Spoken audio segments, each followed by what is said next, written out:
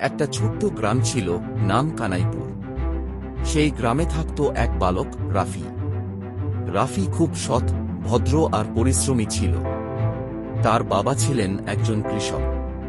অভাবের সংসার, কিন্তু তবু রাফি কখনো মিথ্যা বলত না। কারো ক্ষতি করাও তার স্বভাব ছিল না। একদিন রাফি মাঠে কাজ করছিল। হঠাৎ তার চোখে পড়ল একটা ছোট কাপড়ের থলে। সে থলেটা কৌতূহল নিয়ে খুলে দেখল।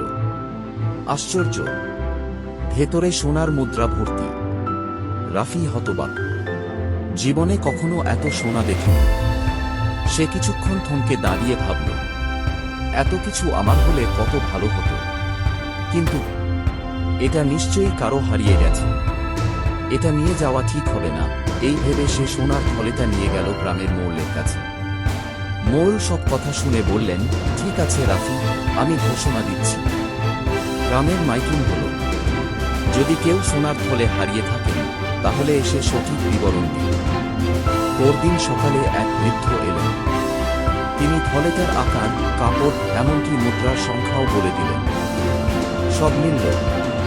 মোড়ল খুশি হয়ে বললেন, রাফি, তুমি চাইলে এই সোনা রেখে দিতে পারতে, কিন্তু তুমি সততার দৃষ্টান্ত স্থাপন করেছ। তোমার কাজ সত্যিই প্রশংসনীয়। বৃদ্ধ লোকটিও কাঁপা কণ্ঠে বললেন, বাবা, এই সোনা আমার জীবনের সঞ্চয়।